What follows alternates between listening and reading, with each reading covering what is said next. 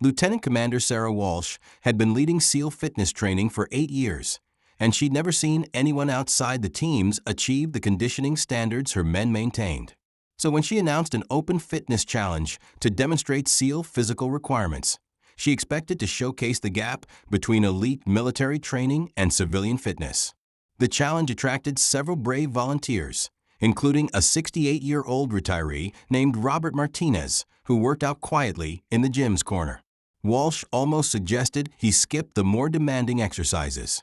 Then Robert started his attempt, and within minutes, she realized she wasn't watching a civilian try to keep up with SEALs. She was watching someone redefine what was physically possible. Welcome to Veteran Stories. Before we continue this incredible story of hidden conditioning, impossible performance, and the moment when age became irrelevant in the face of extraordinary capability, tell me in the comments which city you're watching from today. And if you believe that true strength has no expiration date, hit that subscribe button and help us share these amazing stories. Downtown Fitness in San Diego catered to a diverse membership. Office workers trying to stay healthy, college students building muscle, military personnel maintaining their edge, and retirees fighting the effects of aging. The 24-hour facility was large enough that different groups could pursue their fitness goals without interfering with each other. For the past 6 months, a SEAL team had been using the gym for supplemental physical training. Lieutenant Commander Sarah Walsh led these sessions 3 times a week, pushing her men through workouts that left civilian gym members staring in amazement. The SEALs' conditioning was legendary even among military personnel. Their ability to perform under physical stress that would incapacitate most people. Walsh had been a SEAL for 12 years, one of the first women to complete BUD/S training and earn the coveted trident. She understood better than anyone what separated elite warriors from ordinary people. Not just physical capability, but the mental toughness to push beyond perceived limits when everything in your body screamed to quit. The civilian gym members gave the SEALs respectful distance during their workouts. Most were intimidated by the intensity, the discipline, and the obvious gap between recreational fitness and military conditioning. Most, but not all. Robert Martinez had been working out at Downtown Fitness for 3 years, ever since his retirement from government service at age 65.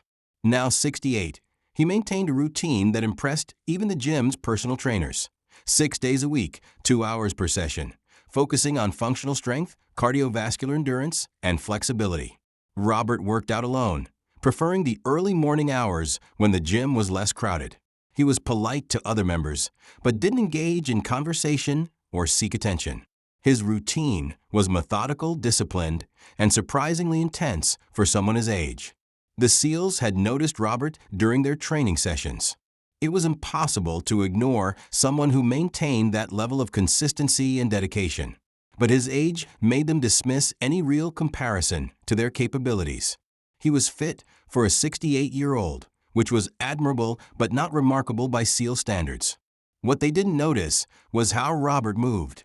His exercise form was textbook perfect, his breathing controlled, his transition between exercises seamless. These weren't the movements of someone who'd learned fitness as a hobby. They suggested training that had been professionally developed and maintained for decades. Robert watched the SEALs during their workouts, not with civilian curiosity, but with the analytical eye of someone who understood exactly what he was observing. Their conditioning was impressive, their discipline evident. But nothing he saw suggested capabilities beyond what he'd once maintained himself. On a Tuesday morning in March, Walsh decided to conduct a public demonstration of SEAL fitness standards. Her men had been training hard, their conditioning was peaking, and she thought it would be valuable for civilian gym members to understand what elite military fitness actually meant. Ladies and gentlemen, Walsh announced to the gathered gym members, we're going to demonstrate the physical fitness standards that Navy SEALs must maintain. These aren't the minimum requirements for passing BUD/S. These are the conditioning levels we maintain in operational teams. About 30 civilian gym members gathered to watch. Walsh had set up 5 stations, pull-ups, push-ups, sit-ups, a 400-meter sprint on the indoor track, and a strength circuit involving kettlebells and battle ropes. The current SEAL team records for these exercises, Walsh continued, represent some of the highest levels of human physical performance. Pull-ups, 87 consecutive. Push-ups, 346 in one session. Sit-ups, 412 in 20 minutes. 400-meter sprint, 58 seconds. And our strength circuit completed in under 12 minutes. The civilian audience looked appropriately impressed. These numbers were beyond what most people could achieve even with years of training. If anyone would like to attempt any portion of this fitness test, Walsh said, you're welcome to try. We're not expecting civilian performance to match SEAL standards. We just want to demonstrate the level of conditioning required for our mission. Several gym members declined politely. A few attempted individual exercises. A college football player managed 23 pull-ups before failing. A marathon runner completed the 400-meter sprint in 1:14, and a powerlifter handled the strength circuit in 18 minutes. These were respectable civilian performances, but they illustrated Walsh's point about the gap between recreational fitness and SEAL conditioning. Then Robert Martinez stepped forward. "Ma'am," he said respectfully, "I'd like to attempt the full test." Walsh looked at the 68-year-old retiree. Robert was in good shape for his age, but the complete SEAL fitness test would challenge men half his age who'd trained specifically for these exercises. "Sir," Walsh said diplomatically, "this is a very demanding test. Perhaps you'd like to try just 1 or 2 exercises." "I appreciate the concern," Robert replied, "but I'd like to attempt the complete standard." Walsh hesitated. She didn't want to embarrass an older gym member, but she also didn't want to discourage someone who was clearly dedicated to fitness. "All right, sir. We'll modify the expectations based on your age group." "No modifications," Robert said quietly. "I'd like to attempt the same standards your men maintain." Walsh decided to start Robert with pull-ups, figuring this would be the quickest way to demonstrate the realistic limits of civilian fitness compared to SEAL conditioning. Most people failed the pull-up test within the first 20 repetitions. Robert approached the pull-up bar with movements that looked surprisingly fluid for someone his age. His grip was perfect, his body position textbook.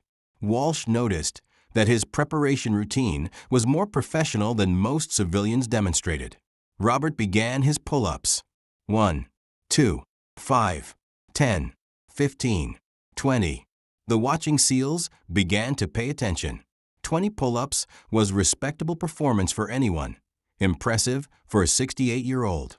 25, 30, 35, 40. Walsh stepped closer to observe Robert's form. His technique was flawless, his breathing controlled, his rhythm steady. This wasn't someone struggling to complete difficult exercises. This was someone working within his capabilities. 50, 60, 70. The gym had gone completely silent. Robert was approaching the current SEAL team record, maintained by a 26-year-old who'd trained specifically for this achievement. 80, 85, 87, 88. Robert had broken the SEAL team pull-up record. He continued for 3 more repetitions before dropping from the bar, not from exhaustion, but as if he'd completed a planned workout. 90, Robert said, checking his watch. "What's the next exercise?" Walsh stared at Robert, then at her SEALs, then back at Robert. A 68-year-old civilian had just exceeded the pull-up performance of her entire team. "Sir," she said carefully, "that was exceptional. Are you sure you want to continue?" "Yes, ma'am. Push-ups next, I believe." Robert moved to the push-up position with the same fluid efficiency he'd demonstrated at the pull-up bar. His form was perfect, military standard, not gym standard. He began push-ups at a pace that suggested endurance rather than strength testing. Steady, rhythmic, controlled. The watching SEALs began counting along. 50, 100, 150, 200.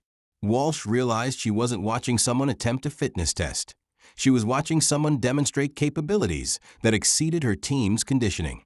250, 300, 320, 346. Robert had matched the current SEAL push-up record. He continued for 4 more repetitions before stopping. 350, Robert said, standing up without apparent strain. sit-ups. Walsh's training as a SEAL officer kicked in. This level of performance from a civilian was impossible unless Robert's background included training that most people never received. "Sir," she said, "before we continue, I need to ask about your fitness background." Robert looked at Walsh with eyes that suddenly seemed more alert, more focused. "What kind of background are you asking about?" "The kind that produces this level of conditioning." "Sir, what you just demonstrated isn't civilian fitness. That's professional-level performance." Robert was quiet for a moment, studying Walsh's face, then the faces of her SEALs. He could see the recognition beginning to develop, the understanding that his performance suggested training and experience beyond what his appearance indicated. "I stayed in shape after retirement," Robert said simply. "Retirement from what?" Robert looked around the gym, then back at Walsh. "Government service." "What kind of government service?" "The kind that required staying in shape." Walsh understood the careful non-answers. She'd heard them before from people whose service records contained information that wasn't shared casually. "Sir, would you be willing to complete the fitness test? I'm very curious about your remaining performance." Robert nodded. "Let's finish this." Chapter 8. The complete demolition. The sit-up test took 20 minutes. Robert completed 425 repetitions, 13 more than the current SEAL record. His pace never varied, his form never deteriorated, and he finished the test looking like he could continue indefinitely. The 400-meter sprint was next. Robert completed the distance in 55 seconds, 3 seconds faster than the SEAL record, running with the efficient stride of someone who'd covered serious distance under pressure. The strength circuit was the final test. Kettlebell exercises, battle rope training, and functional movements designed to test total body conditioning under fatigue. The current SEAL record was 11:47. Robert completed the circuit in 9:23. When he finished, the gym was completely silent. Robert had broken every SEAL fitness record by significant margins. His performance wasn't just impressive for a 68-year-old. It was impressive by any standard. "Sir," Walsh said, her voice different now, more respectful, "what's your actual background?" Robert looked at the assembled SEALs, then at the civilian gym members who'd watched his performance with growing amazement. "Navy," Robert said simply. 1971 to 2001. 30 years. "What rate?" "Different rates. Different assignments." Walsh knew enough about Navy career patterns to understand what that meant. 30 years suggested senior enlisted or officer ranks. Multiple rates indicated special assignments that required diverse qualifications. "Were you teams?" Robert was quiet for a long moment. "Among other things." Walsh stepped back slightly, processing what she'd learned. Robert wasn't just a former SEAL. His performance suggested he'd maintained operational-level conditioning for 7 years after retirement, which was extraordinary by any measure. "Sir," she said, "how long were you with the teams?" 22 years. Various teams, various assignments. Walsh did quick math. Robert had served with SEALs from 1979 to 2001, which covered some of the most significant operations in SEAL history. His retirement in 2001 meant he'd served through the development of modern SEAL capabilities. "What was your rank at retirement?" "Senior Chief."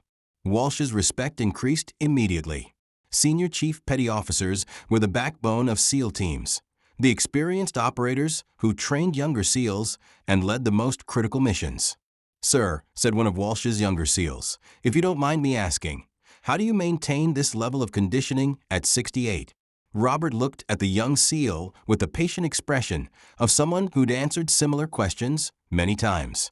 "Son," Robert said, "conditioning isn't something you achieve and then maintain. It's something you earn every day. I've been earning it for 47 years." Over the next hour, as the formal training session concluded, Robert shared insights about long-term fitness maintenance, mental toughness, and the philosophy that sustained elite performance across decades. "The mistake most people make," Robert told the gathered SEALs and civilian gym members, "is thinking that fitness is about reaching a goal. It's not. It's about creating sustainable habits that become part of who you are." Walsh listened with the attention she'd give to a master class. Robert's approach to conditioning was different from current SEAL training, more focused on longevity, sustainability, and mental resilience than short-term performance peaks. How do you train differently now than when you were active duty? Walsh asked. I don't, Robert said. I train the same way I always have. The only difference is that now I train for my own standards instead of mission requirements. What standards are those? Robert looked around the gym, then at the records board where his performance had just rewritten SEAL team benchmarks. The standard of being ready for whatever comes next, even if I don't know what that is. Word of Robert's performance spread through the Naval Special Warfare community at Coronado, not as publicity or recognition seeking, but as the kind of professional interest that develops when people hear about exceptional capabilities. Robert began receiving requests to consult on long-term conditioning programs, to share training philosophies with active duty SEALs, and to demonstrate techniques for maintaining peak performance across decades of service. Robert accepted these requests selectively, always insisting that his role was to share experience, not to become an official trainer. I'm retired, he told everyone who approached him. I work out for my own reasons. But if my experience can help current SEALs understand what's possible with consistent training, I'm willing to share it. His influence on SEAL conditioning protocols became significant. Training approaches, he suggested, were incorporated into long-term fitness maintenance programs. Mental toughness techniques he developed were studied by sports psychologists working with elite military units. 6 months after breaking the SEAL fitness records, Robert continued his routine at Downtown Fitness. Same schedule, same exercises, same quiet dedication. The only difference was that now occasionally active duty SEALs would approach him with respectful questions about training and conditioning. Senior Chief, a young SEAL asked during one of these conversations, what's the most important thing for someone beginning their SEAL career? Robert was quiet for a moment, completing a set of deadlifts before answering. Understand the difference between training for tests and training for life, he said. Tests end. Life doesn't. Build conditioning that will serve you for decades, not just for the next evaluation. How do you do that? By remembering that every workout is preparation for the one thing you can't predict, the moment when your conditioning might mean the difference between mission success and mission failure. Even in retirement, that moment might come. 2 years after his demonstration at Downtown Fitness, Robert was invited to speak at the Naval Special Warfare Command about long-term conditioning and career sustainability. The audience included active duty SEALs, training instructors, and medical personnel interested in optimizing performance across extended military careers. Robert's presentation was simple: demonstration rather than lecture. At age 70, he performed the same exercises that had broken SEAL records 2 years earlier. His performance had actually improved. The question isn't whether you can maintain peak conditioning as you age, Robert told the audience. The question is whether you understand that conditioning is a lifestyle, not a temporary achievement. After his presentation, a young SEAL instructor approached Robert. Senior Chief, I've been training SEALs for 5 years. What you demonstrated today challenges everything I thought I knew about physical limitations and aging. Robert smiled. Son, the only limitations are the ones you accept. If you accept that age means decline, it will. If you accept that retirement means reduced capability, it will. But if you understand that conditioning is about daily choices, not calendar years, then time becomes irrelevant. 3 years after breaking the SEAL fitness records, Robert maintained his routine at Downtown Fitness. Now 71, he continued to demonstrate that exceptional conditioning had no expiration date. Young SEALs regularly sought his guidance, not just about fitness, but about career longevity, mental toughness, and finding purpose after military service. Senior Chief, one asked, how do you maintain motivation to train this hard without mission requirements? Robert looked around the gym, where he'd revealed his capabilities to a new generation of warriors. Son, he said, the mission never ends. It just changes. My mission now is proving that everything you think you know about physical limits might be wrong, and that the conditioning you build during your SEAL career can serve you for the rest of your life if you're willing to maintain it. 5 years after his fitness demonstration, Robert received recognition that he'd never sought. Induction into the Naval Special Warfare Hall of Honor, not for a specific operation or achievement, but for embodying the SEAL ethos across 5 decades of dedication to excellence.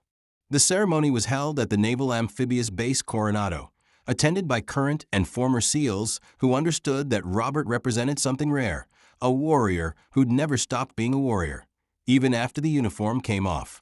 During his acceptance speech, Robert was characteristically brief. This honor belongs to every SEAL who understands that our commitment doesn't end with retirement. It belongs to everyone who believes that the standards we set for ourselves should exceed the standards others set for us. And it belongs to anyone who proves that excellence is a choice we make every day, regardless of age or circumstances. After the ceremony, Lieutenant Commander Walsh, now a commander, approached Robert.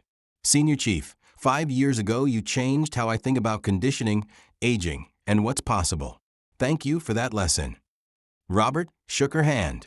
"Commander, you gave me the opportunity to show that the capabilities we build as SEALs don't have to decline with age. Thank you for creating that moment." Robert Martinez continued his workouts at Downtown Fitness, now serving as an informal mentor to SEALs, athletes, and anyone seeking to understand what sustained excellence looked like. At 73, his conditioning remained at levels that challenged men half his age. His story had become legend within the SEAL community, not as inspiration for temporary achievement, but as proof that the warrior mindset and physical capabilities developed during military service could be maintained indefinitely with proper dedication. "The most important thing I learned," Robert told a documentary crew filming a piece about exceptional aging, "is that your body will become what you consistently ask it to be. If you ask it to decline, it will. If you ask it to maintain excellence, it will. The choice is always yours." His final recorded fitness test, at age 75, still exceeded the original SEAL team records he'd broken 7 years earlier. Robert Martinez never intended to become a symbol of what was possible with sustained dedication to excellence. He'd simply maintained the conditioning standards he'd learned as a young SEAL, refusing to accept that retirement meant decline. When Lieutenant Commander Walsh challenged civilian gym members to attempt SEAL fitness standards, Robert's response revealed something extraordinary: that the capabilities developed during elite military service could be maintained and even improved across decades of dedication. Robert's story reminds us that excellence isn't limited by age, that true conditioning is a lifestyle rather than a temporary achievement, and that the most important competition is always with yesterday's version of yourself. His legacy lives on in every SEAL who understands that their commitment to excellence doesn't end with active duty, in every veteran who maintains the standards they learned in service, and in every person who refuses to accept limitations that society tries to impose based on age or circumstances. So now I ask you, have you ever encountered someone whose sustained excellence challenged everything you thought you knew about limitations? Someone who proved that dedication and consistency could overcome any excuse? Share their story in the comments. Tell us where you're watching from. Because at Veteran Stories, we believe that true strength has no expiration date, and the greatest achievements often come from those who never stop trying to improve. Subscribe if stories like this matter to you. Because every gym, every workplace, every community has people like Robert Martinez, individuals who prove that excellence is a choice we make every day, regardless of what others might expect based on our age or circumstances.